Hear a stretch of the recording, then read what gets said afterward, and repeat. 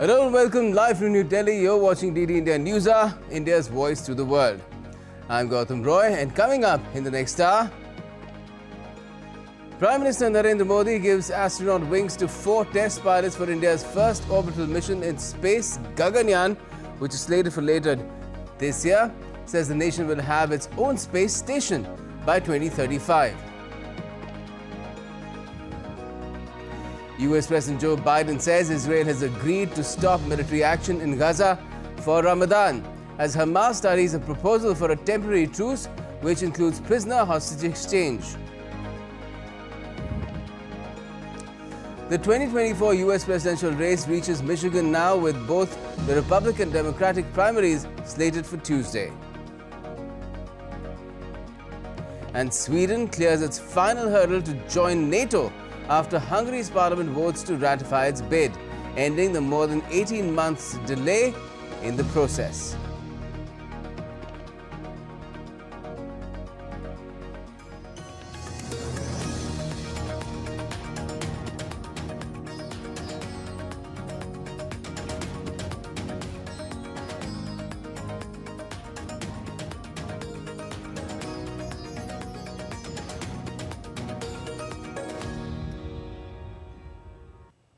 First of all, Prime Minister Modi is visiting the southern state of Kerala today, and during his visit, the Prime Minister inaugurated 3 important space infrastructure projects worth around 1,800 crore rupees at Vikram Sarabhai Space Centre.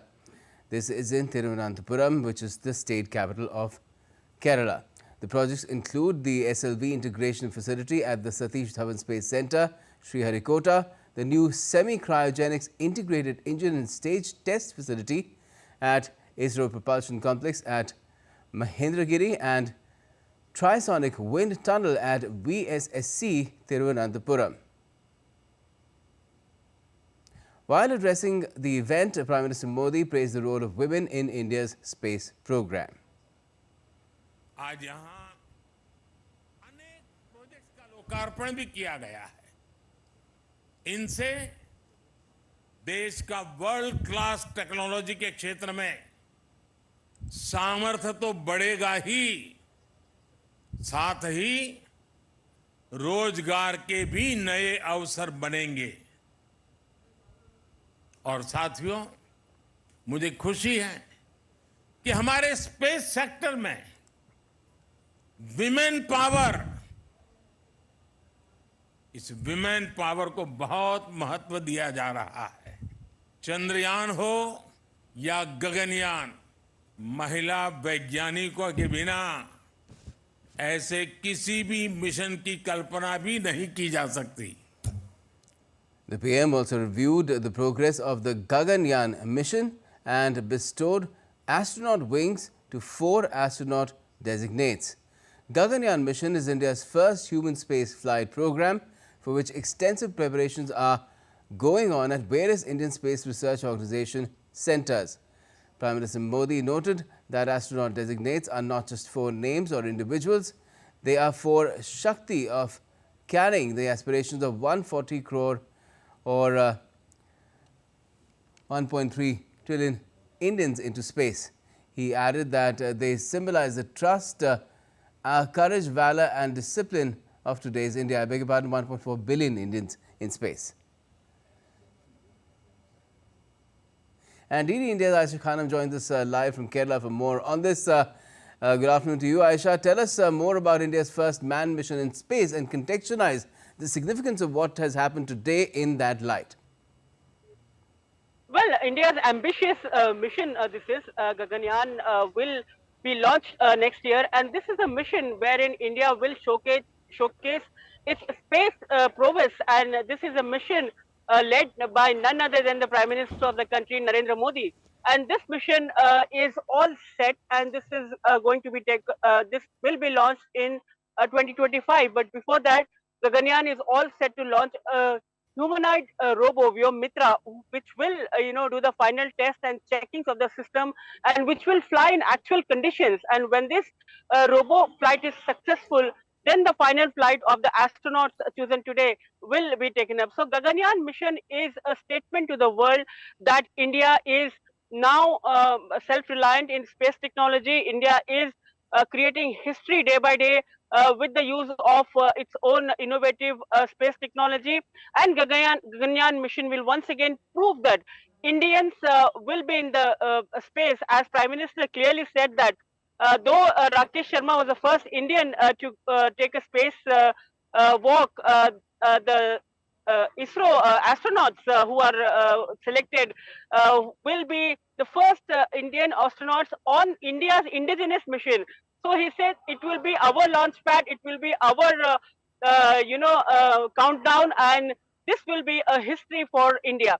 So Gaganyaan mission is very significant for India's space vision, and this mission will open up more chapters to take further Prime Minister Narendra Modi's vision for International Space Station, and also other targets and challenges that PM has set before Indian Space Research Organization. All right. Now, apart from bestowing astronaut wings to the 4 test pilots for the Gagayaan mission and revealing their identities as well, there was a lot of mystery around that. The PM also inaugurated 3 key space infrastructure projects. What can you tell us about them and their significance?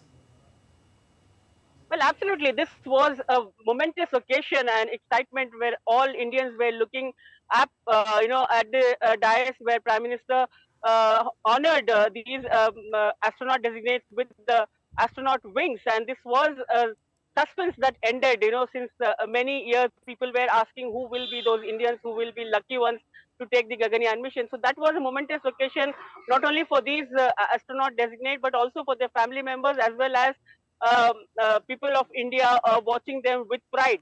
And besides these, the astronaut revealing the names of these astronauts and introducing to the world, Prime Minister also launched 3 other major infrastructure-related projects from here at Vikram Sarabhai Space Center.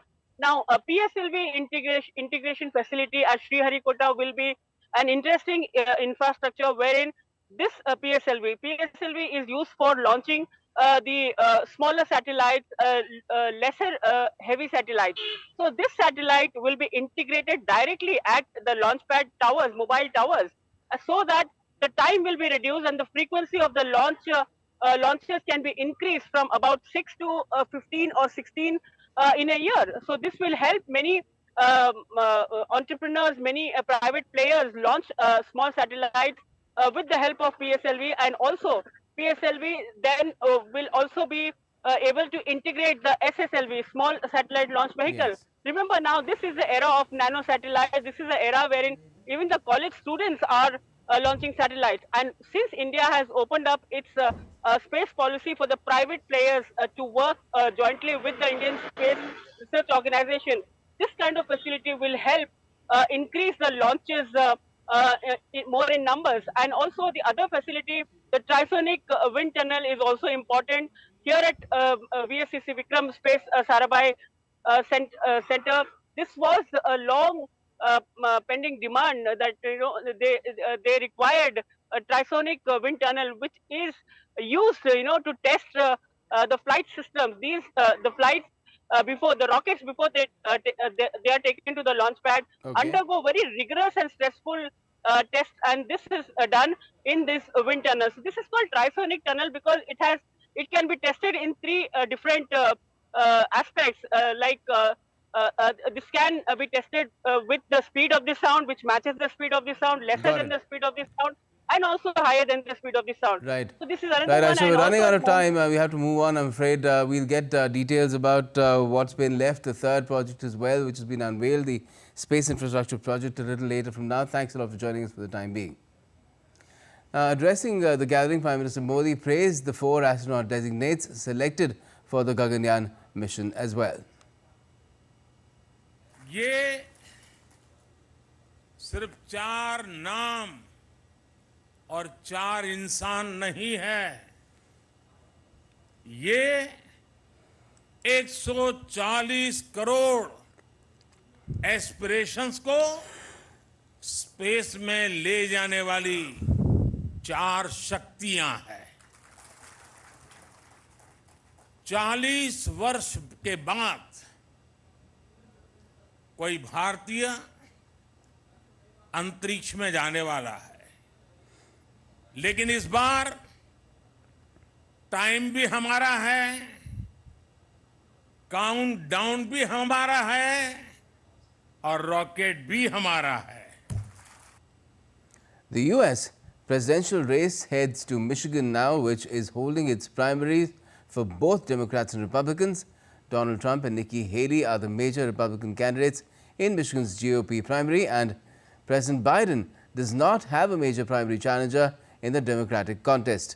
While Trump faces another head-to-head matchup with former UN Ambassador Nikki Haley, Haley's better-than-expected showing in South Carolina exposed weaknesses in Trump's flank, particularly among more traditional Republicans and moderate voters. Haley insists she will fight on and argues that a large swathe of Republicans continue to reject Donald Trump. If Donald Trump is the candidate, Republicans will once again lose the election. We'll lose the swing states, we'll lose the House, we'll lose the Senate, and we won't take anything with us. The Republican Party is fully divided, and you now have factions.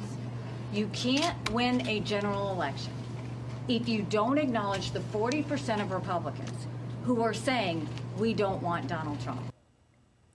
Meanwhile, President Biden is to meet top 4 congressional leaders at the White House on Tuesday to press lawmakers on passing an aid package for Ukraine and Israel, as well as keeping the government running. DD India's Kate Fisher reports from Washington, D.C. As time runs out for Ukraine on the battlefield and for averting a government shutdown at home, US President Joe Biden's convening the leading Democrat and Republican members of the Senate and the House. They're under pressure to pass the $95 billion national security package that bolsters aid for Ukraine, Israel and the Indo-Pacific. Now, that bill cleared the Senate earlier this month, but Republican House Speaker Mike Johnson has yet to put it to a House vote. It has got majority support in the House, including from a solid core of Republicans, but Speaker Johnson has to manage members on the far right who staunchly oppose additional Ukraine aid, and his tenuous grasp on the Speaker's office could be at risk if he pushes for it. Separately, there's not yet agreement on avoiding a partial government shutdown. Funding for agencies including transportation, agriculture and veterans affairs is due to expire on Friday. Money to keep the rest of the federal government working, including the Pentagon, Homeland Security and the State Department, runs out next week. Now, each side blamed the other on Sunday night for the lack of progress, and it almost certainly means that House and Senate leaders will need yet another stopgap funding bill known as a continuing resolution to keep the government's lights on past Friday. In Washington, Kate Fisher reporting for DD India. European leaders gathered in Paris on Monday to discuss Russia-Ukraine conflict. Speaking at the opening of the conference, French President Macron called for stronger actions in budgetary and military support for Ukraine. He stressed that his country would support Czech-led initiative to buy hundreds of thousands of ammunition rounds from third countries in order to help the conflict-hit country. He opened the door to European nations sending troops to Ukraine, although he cautioned that there was no consensus at this stage. There was no consensus today to send troops onto the ground in a manner that's official, assumed and endorsed. But on the dynamic, nothing should be excluded. The priority of priorities is the question of ammunition. We have largely mobilized in terms of artillery, a coalition in which, as you know, we had this role of impulsion. But we are all committed around the table to go to the end of the stocks that remain available, and we have identified the third-party countries that could be mobilized in the different categories of ammunition, as well as go to all new proposed solutions to ask third-party countries. Meanwhile, Russia-Ukraine counteroffensives continue, with the conflict entering its third year on the 24th of February. The Ukrainian Air Force said it destroyed Russia's 11 drone attacks and a barrage of missiles on Sunday overnight. According to Ukrainian officials, Russia in total launched 13 drones, 4 of the Kh-59 guided air missiles, 1 air-to-surface Kh-31P missile and ballistic missiles as well. Ukrainian President Volodymyr Zelensky said cooperation and determination can end the conflict. Everything that we do together to defend ourselves from Russian aggression add real security to our nations for decades ahead. Because each of Russia's losses and each of Russia's defeats teaches Russia and the other enemy nations of Europe and the free world as a whole that aggression does not and cannot give results. Cooperation and determinations are the two answers that everyone should give to the question of ending the war and bringing peace closer. And India has questioned why the UN Security Council has been rendered completely ineffective in resolving the Russia-Ukraine conflict. India's permanent representative to the United Nations, Ruchira Kamboj, raised the question at a UN General Assembly plenary meeting held to mark 2 years since the beginning of the Ukraine conflict. Kamboj told the General Assembly that India continues to remain concerned over the situation in Ukraine. India continues to remain concerned over the situation in Ukraine.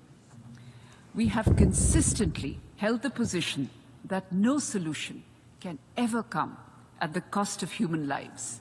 The escalation of hostilities and violence is in no one's interest. We have hence urged from the outset that all efforts be made for an early cessation of hostilities and for an urgent return to the path of dialogue and diplomacy. And still to come on DD India News Hour, Greece sends its frigate to join an EU mission to protect ships in the Red Sea from Houthi missiles. And a special report on how tough measures against migrants in Texas is making those looking for a better life in the US to head towards Arizona and California westwards.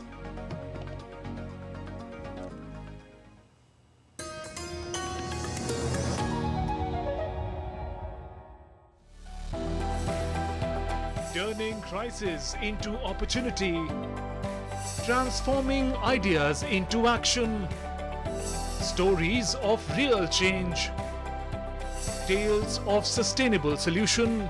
This series is going to tell stories of such changemakers. Watch Changemakers on DD India.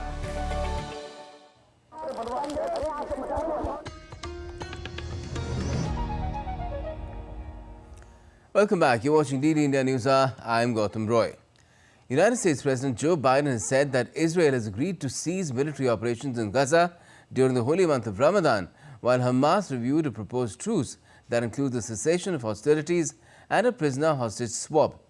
This draft proposal represents the most significant effort in weeks to resolve the conflict that began in October last year. Biden said there was an agreement in principle for a ceasefire between the two sides if the hostages are released. He said that he hoped for a ceasefire in the conflict by the 4th of March. Well, I hope by the beginning of the weekend. The end of the weekend. At least my national security advisor tells me that we're close. We're close. It's not done yet. And my hope is by next Monday we'll have a ceasefire. Israeli warplanes on Monday struck the Bekaa Valley in Lebanon, killing one Hezbollah terrorist. The eliminated terrorist was part of Hezbollah's Nasser unit and commanded recent Hezbollah terrorist activities, including anti-tank missile launches towards Israel. In retaliation, Hezbollah launched a volley of rockets at an Israeli aerial surveillance base on Tuesday. And let's find out more about these developments. DD India's Sarah Coates is joining us from Tel Aviv. Good afternoon, Sarah. What more do we know about this framework for a potential 40-day truce deal? Certainly optimism there by the US President Joe Biden. Optimism here also in Israel, but not so much. Hebrew media is reporting that the framework of this deal would be something like 100 Palestinian prisoners for one captive. It is reporting that these captives that would be released, 40 or so of them, would be elderly, sick, injured, and women. It's also understood that Israel would agree to stop aerial surveillance over Gaza for around 8 hours a day if this deal were to go ahead. And that is something that we did see during the last hostage release and ceasefire deal also. It's also saying that people could gradually return to the northern parts of the Gaza Strip. Of course, there are around 1.5 million Palestinians currently sheltering down in that southern city of Rafah. And really, this is why we are seeing so much urgency there by the United States to get some sort of a deal through before the Muslim holy month of Ramadan, which is expected to fall around the 10th of next month here. Israel, the US, as I said, really trying to push for this deal to try and stop this military operation down in that southern city. So as I said, certainly encouraging words from the US president, but there is still a lot of work to do. We do understand that this Israeli delegation is also in Qatar today, continuing with these talks, while the Qatari Emir is due in Paris for talks with the President Macron. All right. Now, tensions are also growing on Israel's northern border. How worrying is this development? Certainly very worrying. What's been seen is a daily escalation since October 7, these cross-border attacks coming from Lebanon and then back into Lebanon from Israel, only really escalating. Earlier this morning, dozens of rockets were fired from Lebanon into northern Israel. Hezbollah has since come out to say that it was, in fact, behind this rocket fire and that it was targeting the Mount Meron air base. It follows a major escalation yesterday with Israel striking very deep inside Lebanon at the Baalbek area, which is in the northeast of the country. This is a Hezbollah stronghold, and these strikes came after Hezbollah downed a pretty advanced military drone. Pretty dramatic pictures coming through of that drone falling out of the sky. So certainly a major escalation yesterday, and it's only continuing to spiral. We did hear from Israel's Defense Minister Yoav Gallant late on Sunday, rather. He said that Israel will increase strikes on Hezbollah whether or not there's a deal in Gaza, saying that we will push Hezbollah back from this border, whether it be through diplomatic or military means. So certainly a lot of concern that this situation in the north could in fact spiral over even further. Yes, that's always the danger there. Thanks a lot for joining us for the moment, Sarah Coates. Now, India's External Affairs Minister Dr. SJ Shankar has strongly condemned the terrorist attack perpetrated by Hamas on the 7th of October last year in Israel. He was virtually addressing the 55th session of the UN Human Rights Council. The conflict in Gaza is of great concern to us all. The humanitarian crisis arising from conflicts require a sustainable solution that gives immediate relief to those most affected. At the same time, we must be clear that terrorism and hostage-taking are unacceptable. It also goes without saying that international humanitarian law must always be respected. It is vital that the conflict does not spread within or beyond the region. And efforts must also focus on seeking a two-state solution where Palestinian people can live within secure borders. Now, amid tensions in the Red Sea, US Central Command has reported destroying 3 unmanned surface vessels, 2 mobile anti-ship cruise missiles and a one-way attack unmanned aerial vehicle in self-defense within Houthi-controlled areas of Yemen on Monday. The US command stated that the USVs and ASCMs were an imminent threat to merchant vessels and US Navy ships in the region, adding that these actions were taken to protect freedom of navigation and make international waters safer and more secure. Greece's frigate Hydra departed for the Red Sea on Monday to participate in a mission to protect merchant ships from attacks by Yemen's Houthi militants. Earlier, the Greek government had approved a proposal by Defence Minister Nikos Dendias for the country's participation in the European Union mission dubbed EUNAVFOR Aspides in the Red Sea. France, Italy and Germany are also taking part in the EU mission. Houthi attacks have disrupted Greek-owned commercial vessels' activities at the country's biggest port, Piraeus, since November. Hungary's parliament on Monday ratified Sweden's bid to join the North Atlantic Treaty Organization. The parliament cleared the final obstacle for expansion of the military alliance spurred by Russia's operation in Ukraine. Hungary's vote ended months of delays in completing Sweden's security policy shift and followed a visit by the Swedish Prime Minister on Friday, during which the two countries signed an arms deal.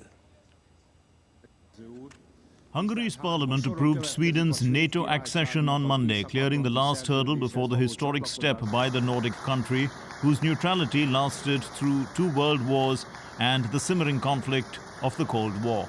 In a few days, the Scandinavian country will officially become the 32nd member country of the Atlantic Alliance. Sweden's NATO membership was supported by 188 lawmakers in the Hungarian parliament, with 6 against and no abstentions. Hungarian Prime Minister Viktor Orban's government has faced pressure from NATO allies to fall in line and seal Sweden's accession to the alliance. Sweden's Prime Minister hailed this as a historic day. The parliaments of all NATO countries have now voted for Sweden to become a member of NATO, and it is of course a historic day we are witnessing. Sweden is leaving behind 200 years of neutrality and military non-alignment. It's a big step and something to take seriously, but it is also a very natural step that we take.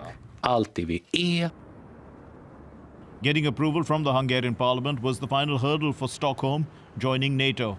Swedish Prime Minister Ulf Kristersson visited Budapest on Friday to discuss defense and security cooperation with his Hungarian counterpart. The two sides agreed on a deal that would see Hungary acquire 4 new Swedish-made Gripen fighter jets. Meanwhile, U.S. Secretary of State Antony Blinken welcomed Poland's foreign minister on Monday to Washington, noting the significant strengthening of NATO with Sweden's admission. Blinken praised the admission of Sweden in the alliance. The Hungarian parliament approved the admission of Sweden to NATO. And so with that process now being completed, we very much look forward in the days ahead to finalizing everything and bringing Sweden into our alliance, our shared alliance. Stockholm abandoned its non-alignment policy for greater safety within the North Atlantic Treaty Organization in the wake of Russia's invasion of Ukraine in 2022. But the invasion left Sweden with a pivotal choice, either to join NATO or run the risk of standing alone against an increasingly aggressive near neighbor. The Hungarian ratification will now be signed by the country's Speaker of the Parliament and President within a few days. After that, the remaining formalities are likely to be concluded swiftly. Aman Kumar Himanshu's report for DD India. Migrants from all over the world have been coming to the US's southern border in record numbers. That's led to the state of Texas taking its own controversial measures to keep people from crossing over. But even as those measures appear to be having an impact, there are signs that migrants are now simply moving west. Our Spitzer reports from California's southern border. The U.S. state of Texas has taken a tough line on migrants this year. In a move at odds with the federal government, the state has deployed its own tactics and personnel along its more than 2,000-kilometer border with Mexico. We deployed the National Guard to turn back illegal immigrants. The Texas Department of Public Safety has arrested more than 24,000 criminals. In the Del Rio, Texas area, formerly the epicenter of the crisis, illegal entries fell 76% in January. But increasingly, migrants are simply heading west to the states of Arizona and California, which have both seen huge surges driven by smuggler networks and information shared through social media and other sources. And that's why we see that as more and more troops go to the Texas-Mexico border, more people are trying more deserty areas in Arizona, New Mexico, and California, which makes it more difficult both to catch them, but also more treacherous for the migrants themselves. The migrants' countries of origins have changed too significantly in recent years. More and more people are coming from all over the world, including India. The number of encounters between U.S. border officials and Indian migrants has seen a dramatic uptick in recent years, including here at the border between California and Mexico. From the year ending in September of 2023, there were more than 96,000 encounters, about a 50% increase from a year earlier. The number of Chinese migrants has also risen sharply. Even if they do detain migrants initially, the U.S. doesn't have clear repatriation agreements with some of these origin countries or the capacity to efficiently process asylum claims. They see that if they can make it to the United States, our system is so backlogged that it will take years before they'll get a chance to prove their case for asylum or some other kind of relief before an immigration judge. During that time, if they can get a work permit, they can at least work in the United States and send money back to their families overseas. The migrants have created a political problem for President Joe Biden, and prospects to pass a border law that would address some of the issues look slim due to resistance from congressional Republicans. In an election year, the president's opponents would prefer to keep the issue front and center. Ira Spitzer reporting in San Diego, California for DD India. And still to come on DD India News Hour, we'll be speaking with our expert guest about India's latest space endeavour to put astronauts in space.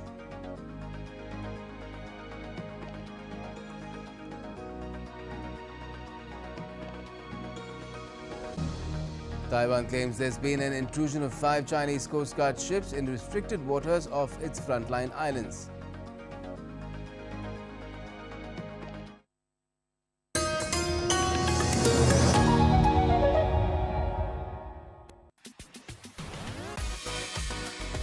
India that invents. India that innovates. India that excites. India that invites. Land of possibility. Teeming with opportunities. Watch India Ideas. Rajya Sabha polls का टीज क्यों skip कर दिया था? Only on DD India.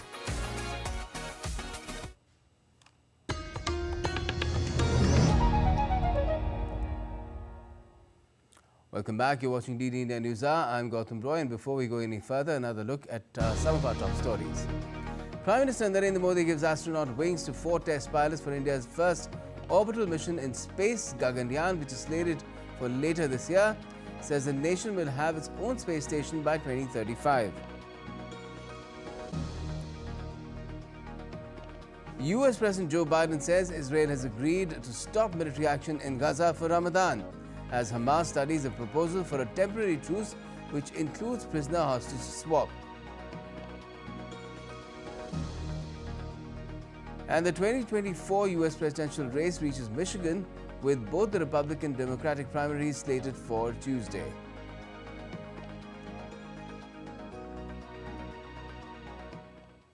Let's now talk about Gagayaan and how the astronauts have been revealed by Prime Minister Modi today during his Kerala visit. Apart from the inauguration of certain key space infrastructure facilities as well, we're joined by Lieutenant General Retired Anil Bhatt, DG, Indian Space Association. Good afternoon to you, General Bhatt. What do you make of what has happened today in the context of India's overall space aspirations? Well, you know, the space journey, which has been given a lot of impetus by our present Prime Minister, carries on, and this is another step in it.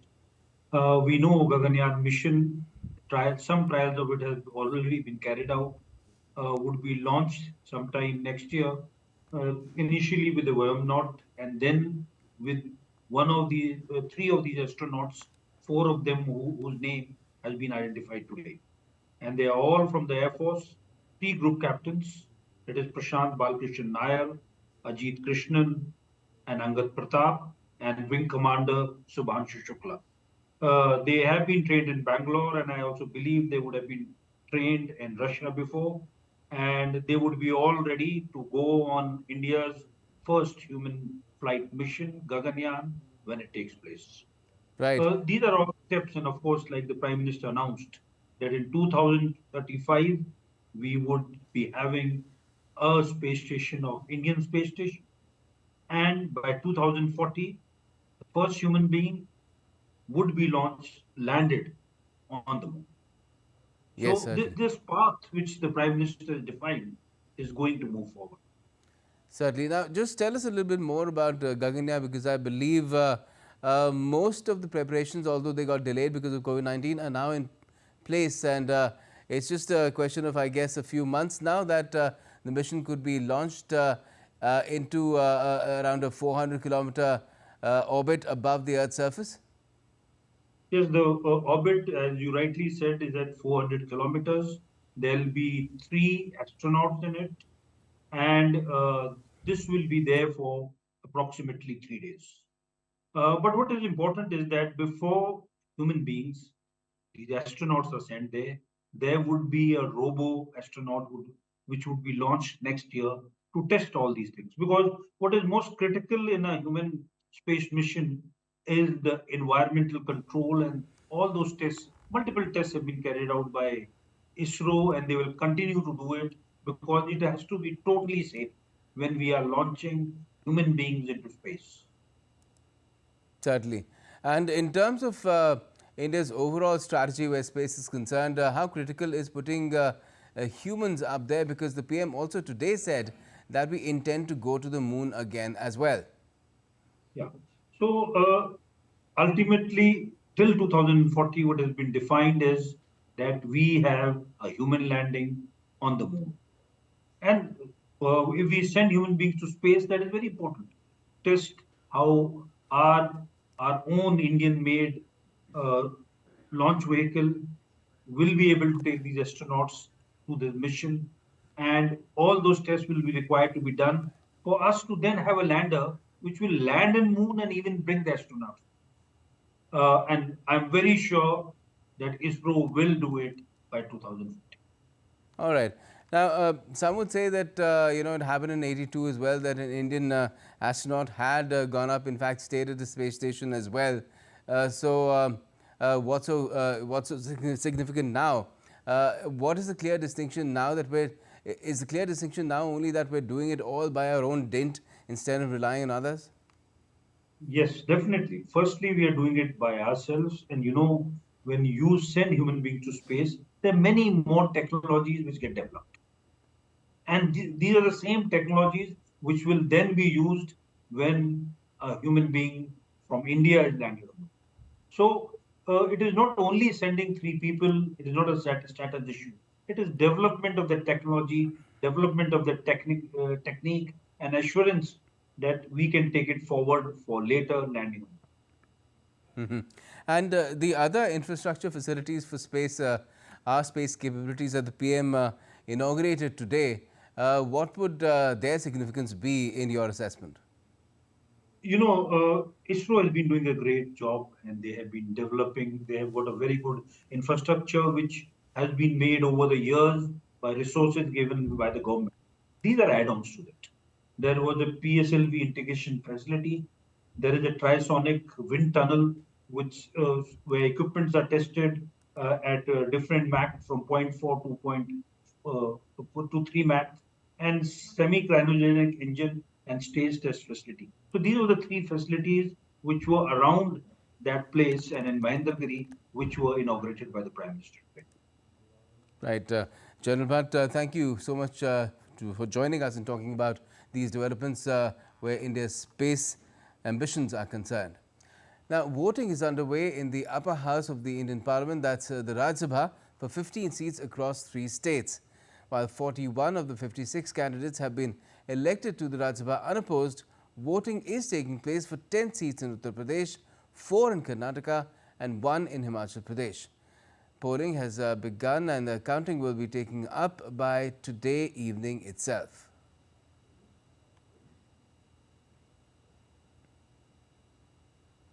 India's Finance Minister Nirmala Sitaraman has addressed the Federation of Indian Chambers of Commerce and Industries, that is FICCI's National Conclave on Viksit Bharat at 2047 in the national capital. While delivering the address, she said it is our duty to provide the coming generation with a better India. It is our duty to provide the future coming generations a better India which gives opportunities for our youth. Indian industry, even during the British time, have always aligned with national interest and kept growing even against severe odds posed by the imperial colonial ruler. India's Minister for Information and Broadcasting Andra Singh Takur, while addressing FICCI's National Conclave on Viksit Bharat 2047, said that in the last 10 years, Prime Minister Narendra Modi has laid the foundation for good governance and development, and India has emerged from the fragile 5 economies. If you look at the last 15 months, the average tax collection in the GST is 1,66,000 crore rupees, which is much more than 95,000 crore rupees, which was pre-COVID era. I'll say Modi ji is a man of alliances. Whether it is an international solar alliance,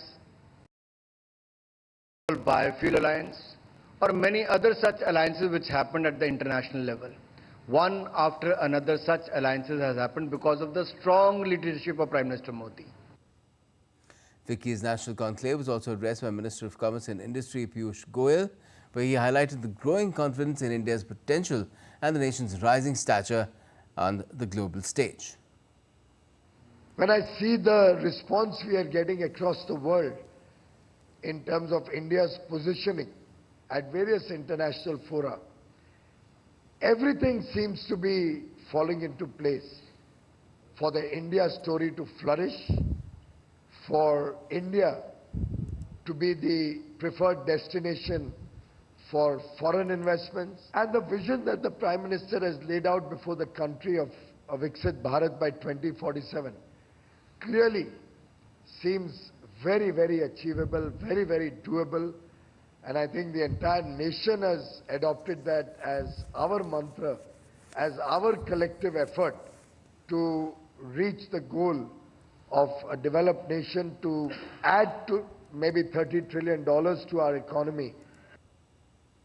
India's External Affairs Minister Dr. SJ Shankar has welcomed Deputy Prime Minister and Foreign Minister of Thailand, Dr. Parnpree Bahiddha-Nukara. Dr. Parnpree will co-chair the 10th India-Thailand Joint Commission with Dr. Jaishankar. It's his first official visit to India.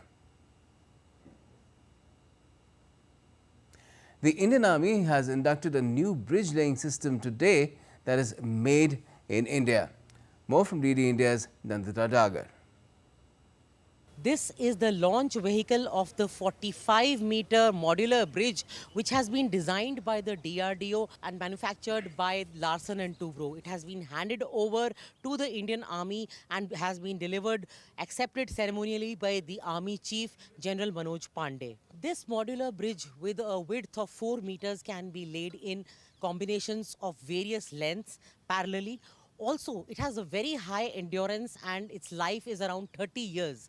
And that is why it can endure temperatures up to 45 degrees Celsius maximum and minimum 0 degrees Celsius. A commander and 6 men will be needed to operate this 45-meter modular bridge. Tanks, armored vehicles of up to 70 tons can traverse this bridge. This has a very high endurance and load carrying capacity. These are the various ramp vehicles which will load and unload these modules, different modules of the same bridge, and it will take around 90 minutes in the day to lay out the bridge fully and about 120 minutes in the night to lay it out fully. With camera person Vishwa Bandhu in New Delhi, this is Nandita Dagar for DD India. A national court has charged former Prime Minister Imran Khan and his wife Bushra on Tuesday in Pakistan for allegedly accepting land as bribe during his tenure. Khan, at the age of 71, has been in jail since August on various charges and has consistently denied all accusations. Taiwan claimed on Tuesday that 5 Chinese Coast Guard ships entered into restricted waters around the nation's frontline Kinmen Islands amid rising tensions with Beijing. Head of Taiwan's Ocean Affairs Council, Quan Bi-ling, added that the ships left shortly after being warned by authorities. This comes after China stepped up patrols in the waters of the coast of Taiwan's Kinmen Archipelago, days after 2 of its nationals died trying to flee Taiwan's Coast Guard after their boat entered prohibited waters.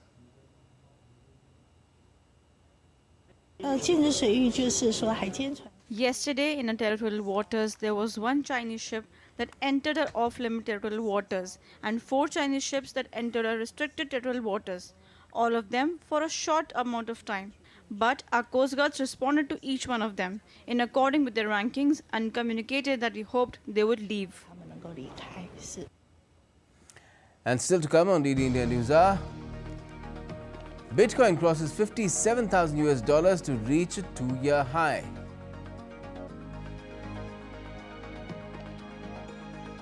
India continues to maintain its position at the second spot in the World Test Championship 2023-25 points table.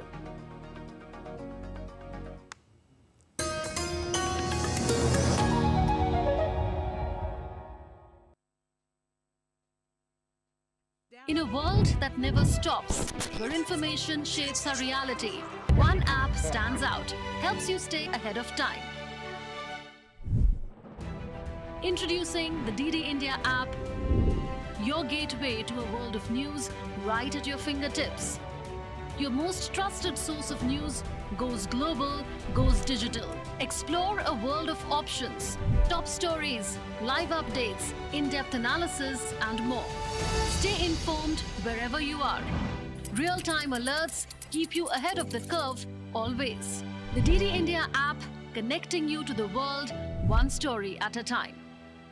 Download now and explore the world of knowledge, insights, and authentic.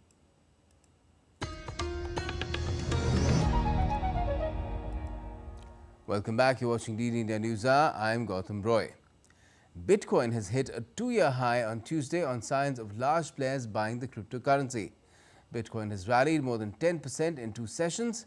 It rose as far as 57,036 US dollars, its highest since late 2021. Ether rose so far as 3,275 US dollars, which is highest since April 2022. On Monday, trading volumes in several of the funds spiked and crypto-linked firms rallied as well, in contrast to nervous broader markets. And now if we talk about global markets, Asian stocks declined on Tuesday as slightly higher than anticipated inflation in Japan caused concern among investors ahead of forthcoming price data in Europe and the US this week. The Japanese yen stabilized against the dollar at 150 and rebounded from a 3-month low against the euro as Japanese inflation met the central bank's 2% target, bolstering expectations of a potential exit from negative interest rates in April. Although Tokyo's Nikkei index reached a new record high, closing just 0.01% higher, MSCI's broadest index of Asia-Pacific shares outside Japan dipped by 0.2%, remaining below last week's 7-month peak. Meanwhile, S&P 500 figures saw a slight 0.1% decline, with Nasdaq, FTSE and European futures also dropping approximately 0.2%. Now, India's per capita monthly household expenditure more than doubled in 2022-23 compared to 2011-2012, according to the latest study of National Sample Survey Office, or the NSSO. NSSO, under Ministry of Statistics and Program Implementation, conducted household consumption expenditure survey during August 2022 to July 2023. The survey aims at generating estimates of household monthly per capita consumption expenditure, that's MPCE, and its distribution separately for the rural and urban sectors of the country. This is for both states and union territories and for different socio-economic groups.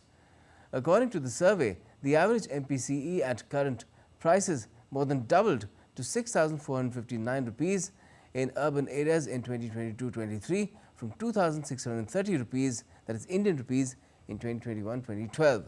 Similarly, in rural areas, it jumped from 3,773 rupees from 1,430 rupees at current prices. And it's time now to get some sporting updates as well.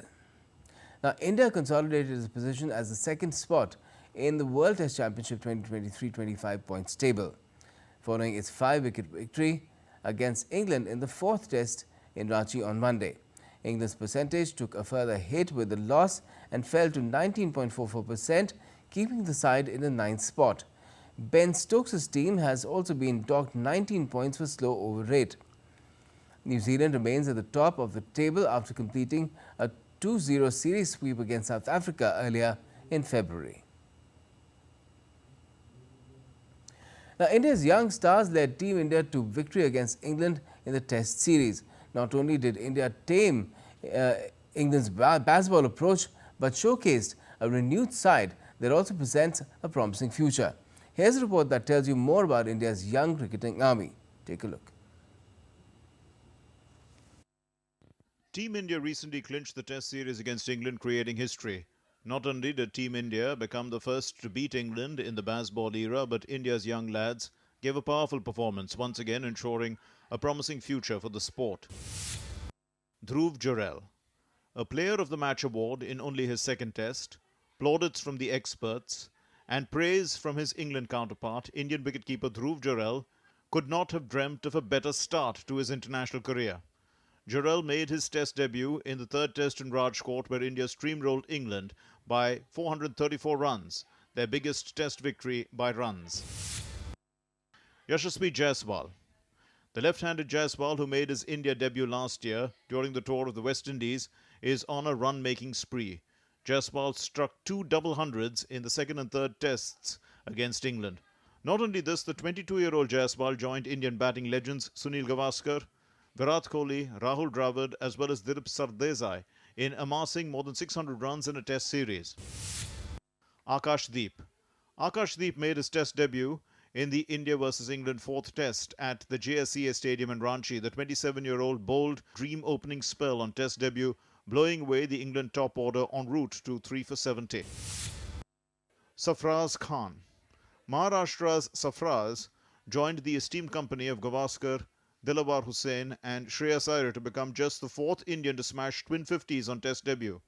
After receiving his Test cap from former India captain Anil Kumble, the Mumbai-based batter smashed 62 runs of 66 deliveries in India's first innings. Shubman Gill. After the quick exits of Jadeja and Khan, Gill and Jurel undertook a crucial resurrection job, guiding India to victory without further damage. Their approach involved taking their time, holding guard and playing eye-pleasing shots that significantly contributed to India's triumph. The cricket fraternity went into cheers, lauding India's victory against England, saying that there are many architects for this historic victory, while others described this as maturity and temperament beyond his age and experience. Sports Desk, DD India. Now, the Indian basketball team put up a spirited fight against a much higher-ranked Iran in their Group E clash of the 2025 FIBA Asia Cup quarterfinals, but ended up on the losing side of a 53-86 score line at the Indira Gandhi Stadium on Monday. Ranked 81st in the FIBA rankings, India were the underdogs against 27th ranked Iran, but the hosts started with a lot of gumption as the packed stadium cheered them throughout the hour-long match. Forward Pranab Prince, who top scored for the hosts with 11 points, impressed with the interceptions in the initial few minutes as the hosts took a 2-point lead in the first minute. Now, as India gears up for its biggest festival of democracy, Prime Minister Narendra Modi's government has encouraged first-time voters to exercise their democratic right by joining the hashtag Mera Pehla Vote Desh Ke Liye campaign. Take a look at this inspiring endeavor.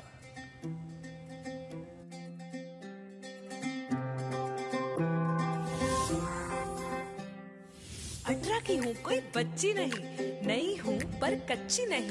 मानो या ना मानो तुम, कुछ बड़ा करने की है बारी यही, भविष्य देश का लिखने की तैयारी यही।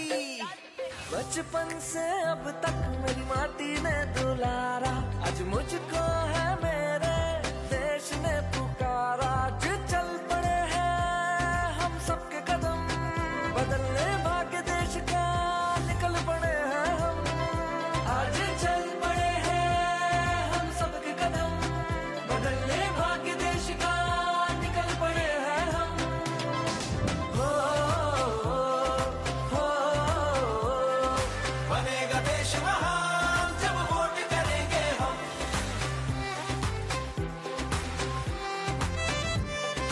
ये जीवन ये तन मन सब कुछ है तुम्हारा, आज मुझको है मेरे देश ने पुकारा।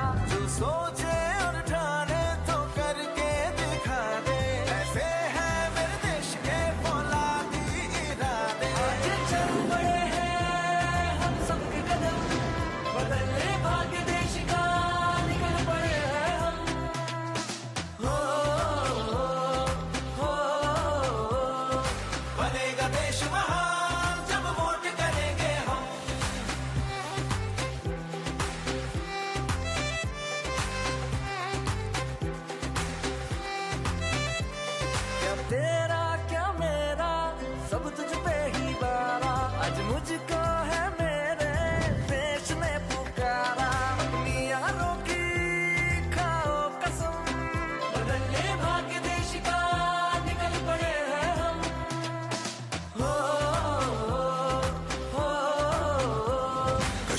से कन्याकुमारी है सब अपने यहाँ पे कोई बेगाना नहीं हम तो यहाँ पे सब देश के दीवाने तो हमसे कोई टकराना नहीं आवाज यही अधिकार यही आजादी का पुरस्कार यही लोकतंत्र का पहले संस्कार यही अपनी यारी की खाओ कसम करेंगे अपना पहला वोट देश के लिए हम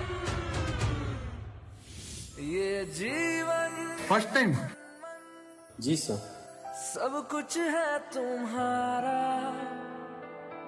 आज मुझको है मेरे देश ने पुकारा. And that's all we have for this edition of DD India News Hour. But do let us know your thoughts on the news of the day.